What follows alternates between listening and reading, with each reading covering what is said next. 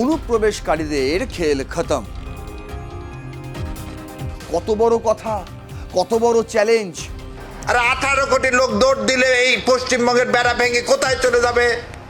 কারণ সে তো সব সৈন্য নিয়ে আসতে পারবে না এদিকে।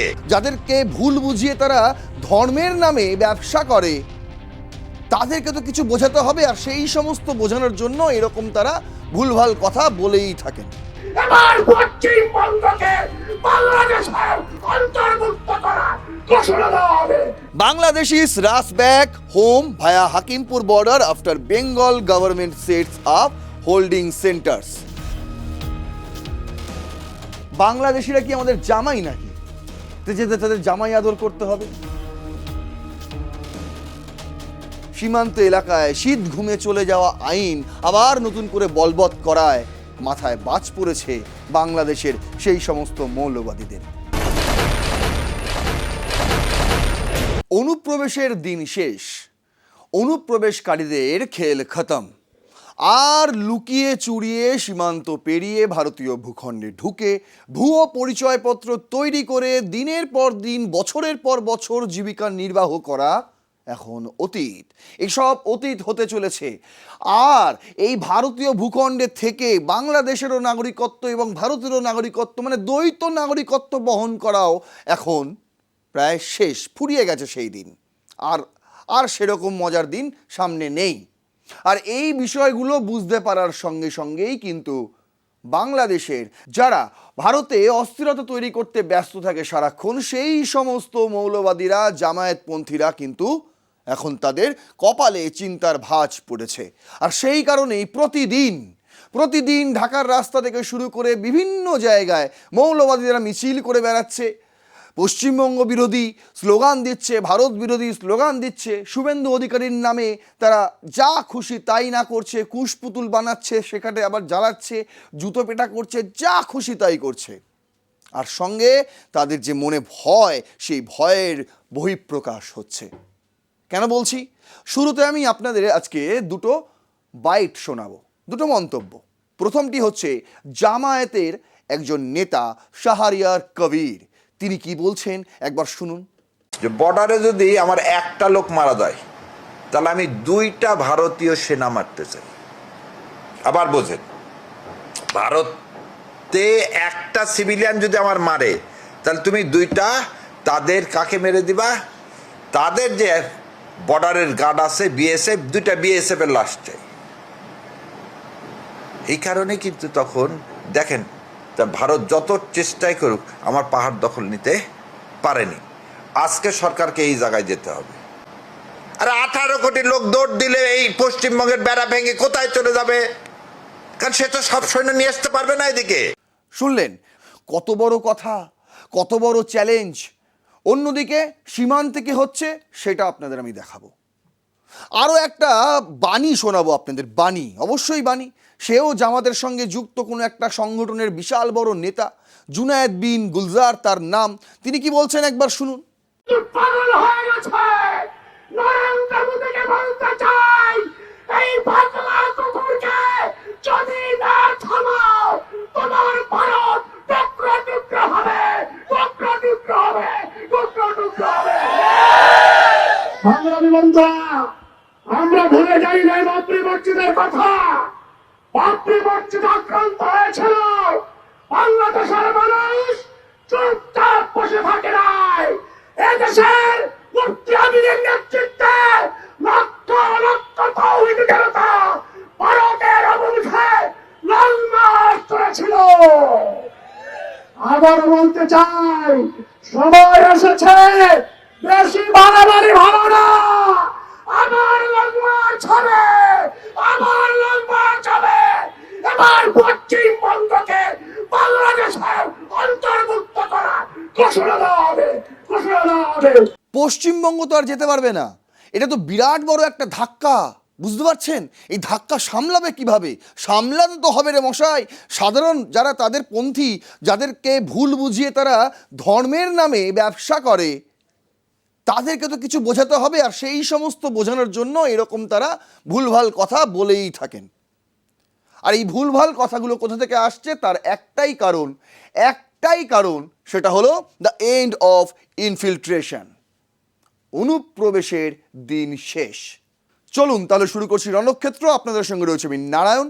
আজ আমাদের হেডলাইন আমি আপনাদের আগেই বলে দিয়েছি, এবার আপনাদের ধাপে ধাপে দেখাবো যে কোন জায়গায় এখন দাঁড়িয়ে ভারত বাংলাদেশের সীমান্তের পরিস্থিতি।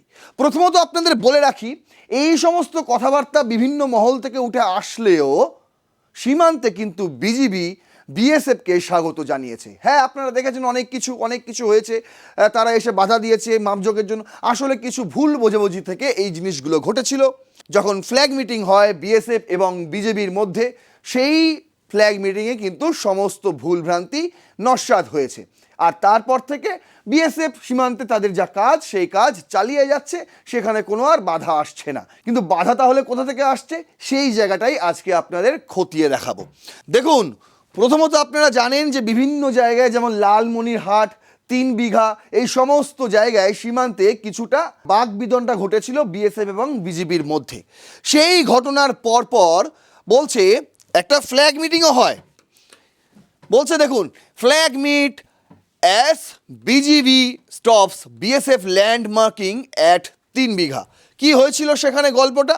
বলছে commander level flag meeting between the border security force BSF and border guard Bangladesh BGB was held at 3 Bigha on Saturday to address a dispute over border fencing in Mekhliganj block of Kachbihar. The meeting followed rising tensions from Friday after the BSF began demarcating land along the unfenced stretch of the India-Bangladesh border. কিছু একটা সমস্যা হয়েছিল, ভুল বোঝাবুঝি হয়েছিল, আর সেখান থেকেই বিজিবির জওয়ানরা এসে সরাসরি বিএসএফের জওয়ানদের সঙ্গে তারা কথা বলে। সেখানে তাদের যা আপত্তি সেটা জানায়। কি আপত্তি ছিল সেটাও আপনাদের খোলসা করে দেখাবো, কিন্তু যে ফ্ল্যাগ মিটটা হয় সেই ফ্ল্যাগ মিটে কি সিদ্ধান্ত হলো সেটাও আগে আপনাদের জানাই। বলছে Bangladesh media reported that BSF 174 battalion commander Binod Kumar represented India at the meeting. Binod Kumar ছিলেন আমাদের 174 ব্যাটালিয়নের কমান্ডার বিএসএফের, তিনি ছিলেন এই মিটিংয়ে। আর কে ছিলেন? While lieutenant colonel Naziur Rahman of the 51 BGB Rangpur battalion led by the Bangladesh side. বাংলাদেশের তরফে ছিলেন লেফটেন্যান্ট কর্নেল নাজিউর রহমান, যিনি 51 বিজিবি রংপুর ব্যাটালিয়নের একজন সদস্য। আচ্ছা, কি বলছে? The report said the BJP objected to any fencing activity within 15 years of the zero line, citing rules that were permanent structures or barbed wire fencing within 150 years of the boundary. The BSF, according to the reports, said the actively was part of the land measurement linked to the acquisition on the Indian side. দেখুন, ঝামেলাটা শুরু হয়েছিল প্রথমত নাকি আন্তর্জাতিক সীমান্তে 150 গজ পর্যন্ত কোনো রকম ইনফ্রাস্ট্রাকচার করা যায় না, বুঝতে পারছেন? আর এই যুক্তি নিয়ে এসে বাংলাদেশ বলছিল যে তোমরা তো 50 ইয়ার্ডের মধ্যে ঢুকে যাচ্ছ ভাই মাপঝোক করার জন্য, খুঁটি পোতার জন্য। যেখানে 150 গজ পর্যন্ত আসা যায় না, সেখানে 50 গজের কাছাকাছি চলে আসছো, কিভাবে সম্ভব? সেই ফ্ল্যাগ মিটিংয়ে বিএসএফ পুরো তাদের খোলসা করে দেয় যে আমরা কোনো সেখানে ফেন্সিংয়ের কাজ করছি না, আমরা সেখানে ইনফ্রাস্ট্রাকচার তৈরি করছি না, আমরা শুধু করছি জমি জরিপ করছি। অধিগ্রহণের জন্য জমিটা আগে মেপে নেওয়া হচ্ছে যে কতটুকু জমি, সেই জমির ওপরে ইনফ্রাস্ট্রাকচার যেখানে হবে সেটা পরবর্তীকালে দেখা যাবে। তার জন্য আলাদা সেটা রাজমিস্ত্রিরা এসে মাপঝোক করবে, তার জন্য বিএসএফ কেন মাপঝোক করবে? এবার দেখুন, বলছে official said the meeting ended cordially and the situation along the border is currently normal. এখন এই সমস্ত হওয়ার পর বর্ডারে কিন্তু নর্মাল পরিস্থিতি, মানে বিএসএফ আর বিজিবির মধ্যে সেরকম আর কোনো দ্বৈরথ আমরা নতুন করে দেখতে পারিনি। অথচ সীমান্ত এলাকায় গিয়ে ভিড় করছেন শত শত বাংলাদেশি। কোথায়? দেখুন, হাকিমপুর সীমান্তে। দ্য টাইমস অফ ইন্ডিয়া বলছে hundreds try to flee to Bangladesh as West Bengal CM Suvendu Adhikari says quit India. Suvendu Adhikari Bharat ছাড়ো ঘোষণার পরই প্রায় শত শত মানুষ তারা বাংলাদেশে চলে যাওয়ার জন্য লাইন দিয়েছে। কোথায়? 100 of Bangladeshi without the documents required to stay in India made a beeline for the Bitari Hakimpur border exit in Bengal's North Chobbish Parganas on Tuesday, seeking to return home amid an administrative flurry to implement the new BJP government detect, delete, deport strategy for illegal immigrants. বলছে শুভেন্দু অধিকারী তার যে policy, সেই detect, delete, deport, এই policy ঘোষণা করার পরপরই কিন্তু বাংলাদেশিদের মধ্যে দেখা যায় উৎসাহটা বাড়ে। মানে পশ্চিমবঙ্গে বসবাসকারী যারা বাংলাদেশি, যাদের কাছে শুধুমাত্র ভুয়ো পরিচয়পত্র ছিল ভারতীয় হওয়ার, তাছাড়া আর কিছু ছিল না, তাছাড়া তাদের কাছে না কোনো বাংলাদেশিদের কোনো সার্টিফিকেট ছিল যে তারা বাংলাদেশ থেকে কোন সালে এসছে, এরকম কিছু নয়, তারা ধর্মীয়ভাবে বাংলাদেশের নিপীড়নও নয়, এরকম মানুষজন তারা কিন্তু তড়িঘড়ি করে সীমান্তে গিয়ে ভিড় জমাতে শুরু করেছে, বিশেষ করে বিটারি হাকিমপুর বর্ডারে। সেখানে শত শত মানুষ প্রতিদিন গিয়ে জড়ো হচ্ছে, বিভিন্ন প্রান্ত থেকে গিয়ে জড়ো হচ্ছে। কেন? কারণ তারা বলছে যে আমরা ভাই কোনো হোল্ডিং সেন্টারে যেতে চাই না। কোথা থেকে আসছে এই হোল্ডিং সেন্টার? দেখুন, বলছে CM Suvendu Adhikari told all suspected infiltrators to leave or face action, জলদি জলদি যাও ভাগো, নেহি তো জো করনা হ্যায় সরকার করেগা। কি বলেছিলেন তিনি হিন্দিতে? তিনি হিন্দিতে যেটা বলেছিলেন, তিনি বলেছিলেন যে খুব শীঘ্রই ভারত ছাড়ো, যারা এখনও ভুয়ো পরিচয়পত্র নিয়ে ভারতে বসে রয়েছো, ভারতের ভোটে তোমরা অংশগ্রহণ করো, তাদেরকে আমি বলছি তারা এক্ষুনি ভারত ছাড়ো, যদি না ছাড়ো তাহলে সরকার বুঝে নেবে সরকার কি করবে। তারপরেই দেখুন, he said after a meeting in Kalyani also directly officials to expedite the process of repatriating the detainees. দেখুন, তার এই কথা বক্তব্য বলার পরেই কিন্তু কারা অ্যাকচুয়ালি অনুপ্রবেশকারী তাদেরকে তাদের ডিটেক্ট করার কাজ শুরু হয়ে যায়।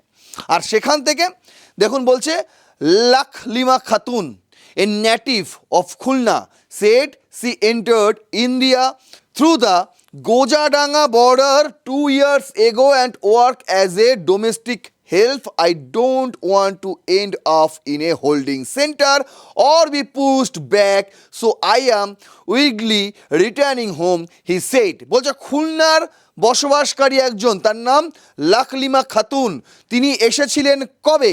2 বছর আগে এসেছিলেন গোজাডাঙ্গা বর্ডার থেকে, লুকিয়ে চুরিয়ে সীমান্ত পেরিয়ে তিনি ভারতে চলে এসেছিলেন এবং 2 বছর ধরে এখানে তিনি বিভিন্ন বাড়িতে পরিচারিকার কাজ করতেন, মানে জীবন জীবিকা নির্বাহ করতেন। তিনি বাংলাদেশি, তার কাছে কোনো রকম পরিচয়পত্র ছিল না ভারতের।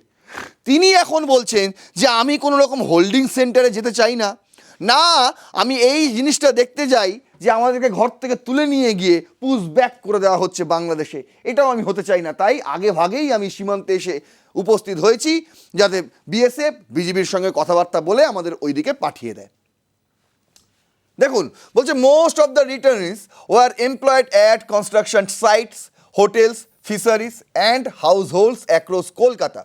কলকাতার আশপাশে বিভিন্ন জায়গায় এই ধরনের অনুপ্রবেশকারীরা আসতো, তাদের আস্তানা জমাতো এবং কি করতো, তারা বিভিন্ন জায়গায় রাজমিস্ত্রির কাজ করত, হোটেলে তারা ওয়েটারের কাজ করত, আবার বিভিন্ন নদীমাতৃক জেলাগুলিতে তারা মৎস্যজীবীর সঙ্গেও কাজ করত। দেখুন, এরকমই একজন Shahidul Gazi of Satkhira said the entered India 3 years ago. 3 বছর আগে এসেছিলেন সাতক্ষীরার বাসিন্দা Shahidul Gazi through the Swarupnagar border with the help of middle man. ওই যে দালাল হয় না, দালাল, পয়সার বদলে যারা সীমান্ত পার করিয়ে দেয়, এরকম দালাল চক্রের মাধ্যমে সে স্বরূপনগর বর্ডার থেকে 3 বছর আগে ভারতে প্রবেশ করেছিল। He work as a nation, I have no citizenship document like hundreds of others. I am being forced to leave, he said. Mohammad Ali Sheikh from Jessore, তিনি বলছেন আমার কাছে কোনো রকম পরিচয়পত্র নেই, সিটিজেনশিপ ডকুমেন্ট আমি দিতে পারবো না, তাই আমি নিজে থেকেই বাংলাদেশ চলে যাওয়ার সিদ্ধান্ত নিয়েছি। আবার দেখুন আরেকজন মোহাম্মদ আলী শেখ ফ্রম যশোর, তিনি বলছেন live Kolkata Metiabruz for around 7 years and work in hotel after the new government directive to set up holding centers, I decide to return the Bangladesh, he said. বলছে আমিও মেটিয়াবুরুজে এসেছিলাম বছর খানেক আগে, কত বছর, 7 বছর আগে, এবং সেই 7 বছর ধরে তিনি একটি স্থানীয় হোটেলে ওয়েটারের কাজ করতেন। এখন যখন নতুন গভর্নমেন্ট এসে তাদেরকে অনতিবিলম্বে দেশ ছাড়ার হুঁশিয়ারি দিয়েছে, তখন তিনি বলছেন আমি কোনো রকম হোল্ডিং সেন্টারে যেতে চাই না, তাই আমি আগেভাগেই বাংলাদেশে চলে যাওয়ার জন্য বন্দোবস্ত করছি, তাই আমি এই সীমান্ত এলাকায় এসে দাঁড়িয়ে আছি। কি বলছে দেখুন, the first 2 holding centres were set up within 48 hours of government circular to all district magistrate to arrange facilities to house illegal immigrants awaiting deportation. By Monday evening, 12 suspected Bangladeshis intercepted in Malda and Murshidabad were moved there. Odhikari said there was no need to send illegal Bangladeshi infiltrators to court. বলছে কোর্টে ফোটে পাঠানোর কোনো দরকার নেই, শুভেন্দু অধিকারী বলেই দিয়েছেন মুখ্যমন্ত্রী। আর তারপর থেকেই এখনো পর্যন্ত 2 জায়গায় মালদা এবং মুর্শিদাবাদে হোল্ডিং সেন্টার খোলা হয়েছে। সেই 2টি হোল্ডিং সেন্টারে এখনো পর্যন্ত 12 জন এরকম সাসপেক্টেড সন্দেহভাজন তাদেরকে ইতিমধ্যেই চিহ্নিত করা হয়েছে এবং তাদেরকে নিয়ে গিয়ে রাখা হয়েছে। আর যারা এখানে যেতে চাইছেন না নিজে থেকে, তারা কিন্তু সীমান্তে এসে জড়ো হচ্ছেন।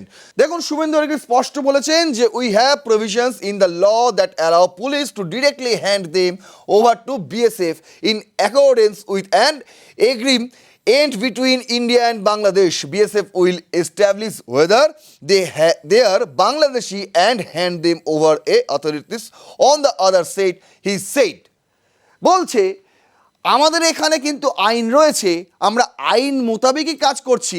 পুলিশ যদি কোনো রকম কোনো বাংলাদেশি অনুপ্রবেশকারী তাকে চিহ্নিত করতে পারে, পুলিশ প্রথমেই বিএসএফের হাতে তুলে দেবে এবং বিএসএফ বিজেপির সঙ্গে কথা বলে তাকে যত তাড়াতাড়ি ডিপোর্ট করা যায় সেই অ্যারেঞ্জটা তারা করবে।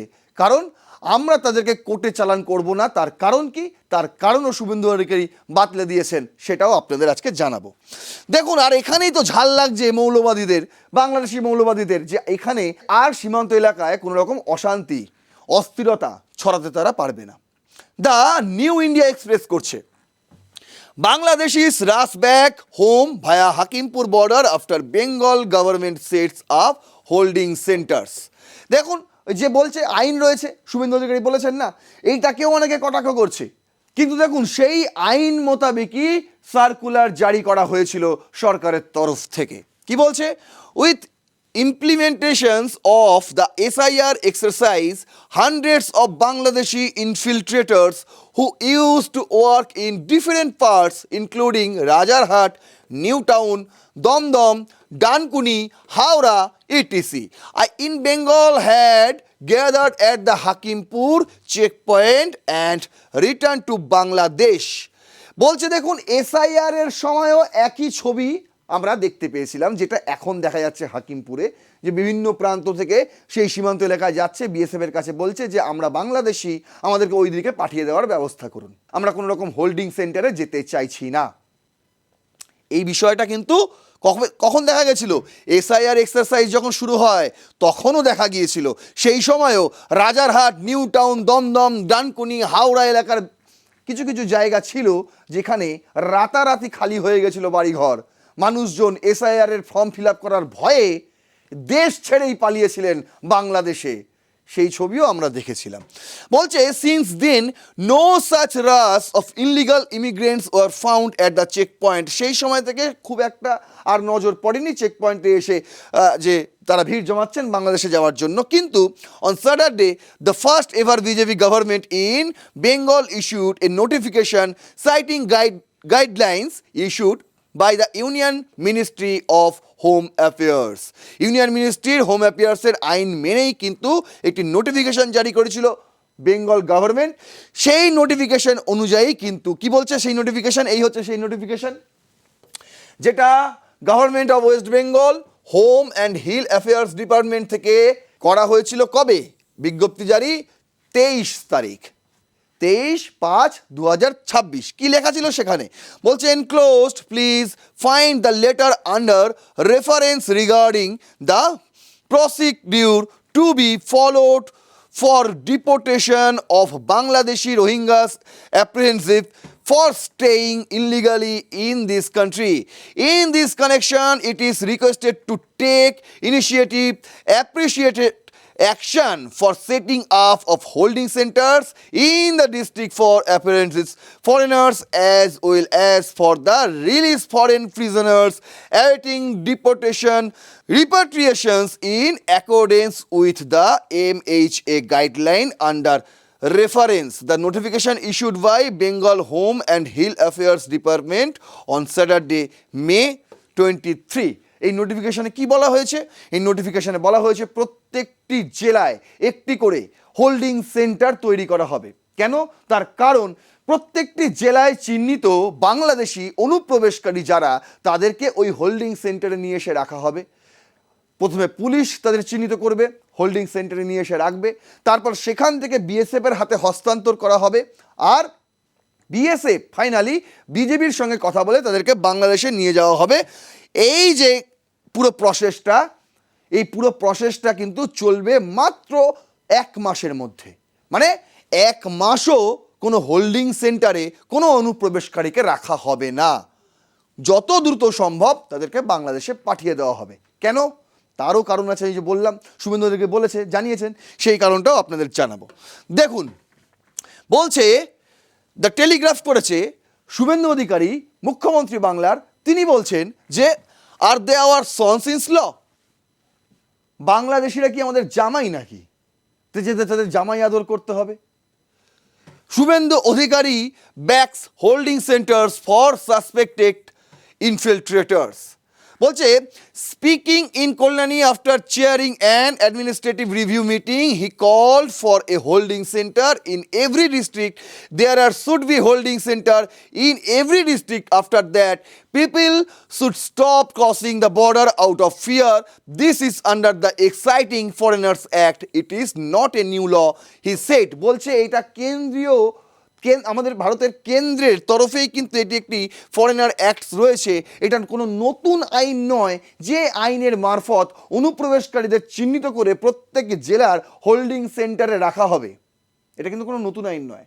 আর এইটা নতুন করে বলবৎ করার কারণ কি? তার কারণ হচ্ছে নতুন করে কোনো বাংলাদেশি ভারতীয় ভূখণ্ডে ঢোকার সাহস পাবে না। তাদের মনে একটু হলেও ভয় কাজ করবে যে যদি ওখানে ধরা পড়ে যায় তাহলে আমাদেরকে হোল্ডিং সেন্টারে রেখে দেওয়া হবে। বলছে, Bengal has already set up 2 holding centres, one Malda English বাজারে and another in Lalgola Murshidabad ডিস্ট্রিক্টে। ঠিক আছে, official set 9 suspected Bangladeshi nationals including 3 women and 6 minors are currently housed at the Malda Holding Center. যে 12 জনের কথা আমি আপনাদের প্রথমেই বললাম। বলছে, since they are Bangladeshi citizens, it is Bangladesh's responsibility to take them back. When we raised this issue here, I saw on social media and YouTube that their spokesperson said they would take back Bangladeshi nationals. So if these people are Bangladeshi, they should be taken back, he said. Suvendu Adhikari বলছে যে আমাদের থেকেও বাংলাদেশের সবচেয়ে বেশি দায়িত্ব যে তাদের যে নাগরিক, সেই নাগরিকদের তাদের সেই দেশে ফিরিয়ে নেওয়া। বলছে, দেখুন, এই সমস্যা শুরু হওয়ার পর থেকে যখন আমরা প্রথম রেজ করলাম বিষয়টা, সেই থেকে আমি সোশ্যাল মিডিয়া, ইউটিউবে কিছু স্পোকসপারসন বিএনপির, সরকারের এবং জামায়াতের কিছু স্পোকসপারসনের কথা শুনেছি, যেখানে তারা বলেছে যে হ্যাঁ, তারা যদি সত্যি বাংলাদেশি প্রমাণিত হয় তাহলে সেই সমস্ত নাগরিকদের আমরা বাংলাদেশে ফিরিয়ে নেব। দেখুন, the chief minister also criticised the use of state resource of detained foreign nationals and said police had been instructed not to send them to jail. পুলিশকে একদম সরাসরি বলে দেওয়া হয়েছে যে তাদেরকে একদম জেলে পাঠাবেন না। তাহলে কোথায় পাঠাবেন? হোল্ডিং সেন্টারে পাঠান, সেখানে বড়জোর 3 দিন 4 দিন রেখে তাকে ডিপোর্ট করার ব্যবস্থা করুন। কারণ কি? কেন জেলে পাঠাতে বারণ করা হয়েছে? বলছে, এর কারণ বলা হচ্ছে যে স্টেট রিসোর্স খরচ করে কোনো লাভ নেই। রাজ্যের সম্পদ তো আমাদের জন্য না, রাজ্যবাসীর জন্য। ফালতু কোনো বিদেশি নাগরিক যারা অনুপ্রবেশ করে চলে এসছে তাদের জন্য খরচ করে লাভ নেই রাজ্যের সম্পদ। তিনি বলছেন, we have informed the police that there is no need to send them to jail, they will eat using the country's money, receive clothes and get medicines. মানে তাদেরকে জেলে পাঠানো মানে তারা আমাদের দেশের পয়সায়, আমাদের রাজ্যের পয়সায় খাবার খাবে, জামা কাপড় পরবে, আচ্ছা ওষুধ, অসুস্থ হয়ে পড়লে তাকে ওষুধও দিতে হবে। তারপরেই তিনি বলছেন, আর দে আওয়ার সন্স ইন ল, তারা কি আমাদের জামাই নাকি যে তাদেরকে এখানে বসিয়ে বসিয়ে খাবার দাবার, বস্ত্র সামগ্রী, ওষুধ সমস্ত কিছু দিয়ে যাব? দে শুড লিভ কুইকলি, তাদের উচিত যে শীঘ্রই এ দেশ ছেড়ে চলে যাওয়া। Otherwise the government will do what it has to do, যদি না হয় তখন বুঝে নেওয়া হবে যে সরকার কি করবে। বলছে the holding centres are mean to temporarily house suspected illegal immigrants for a maximum of 30 days while their nationality is being verified. যেটা আমি আপনাদের বললাম, যতক্ষণ না তার নাগরিকত্ব ভেরিফাই হচ্ছে যে সে আদৌ সে ভারতীয় না সে বাংলাদেশি, সেই ভেরিফাই প্রক্রিয়া যতক্ষণ চলবে ততক্ষণ পর্যন্ত সে হোল্ডিং সেন্টারে থাকতে পারবে। আর এই ভেরিফাই প্রক্রিয়াটা যত সম্ভব 30 দিনের মধ্যেই করতে হবে। পুলিশ বিএসএফকে এমনই নির্দেশ দেওয়া হয়েছে, বিশেষ করে পশ্চিমবঙ্গের স্বরাষ্ট্র দফতরের তরফে মুখ্যমন্ত্রী তথা স্বরাষ্ট্রমন্ত্রী শুভেন্দু অধিকারীর তরফে। আর এখানেই তেলে বিগুনে জ্বলে উঠছে বাংলাদেশের মৌলবাদীরা। আর সে কারণেই তারা কেউ কেউ এসে বলছে যে শুভেন্দুকে এই করে দেবো, পশ্চিমবঙ্গের সমস্ত মানুষকে ইসলাম ধর্ম গ্রহণ করিয়ে দেবো। আবার তো কেউ কেউ এসে বলছে পশ্চিমবঙ্গটাই আর থাকবে না, পশ্চিমবঙ্গ বাংলাদেশে আমরা অ্যাটাচ করে নেব। আবার কেউ কেউ সরাসরি হুমকি দিয়ে বলছে যদি আমাদের একজন মরে তাহলে আমরা ভারতের দুজনকে মারব। ভাবুন একবার। তার কারণ হচ্ছে এই যে সীমান্ত এলাকায় শীত ঘুমে চলে যাওয়া আইন আবার নতুন করে বলবৎ করায় মাথায় বাজ পড়েছে বাংলাদেশের সেই সমস্ত মৌলবাদীদের। আমার এই ভিডিওটা যদি ইনফরমেটিভ মনে হয় তাহলে অবশ্যই শেয়ার করবেন, আরও 5 জনকে দেখার সুযোগ করে দেবেন। আপনার মূল্যবান বক্তব্য অবশ্যই কমেন্ট বক্সে লিখবেন, লাইক করবেন ভিডিওটি, সাবস্ক্রাইব করবেন। আর প্লাস নিউজ 24x7 দেখতে থাকুন রণক্ষেত্র। জয় হিন্দ, বন্দে মাতরম।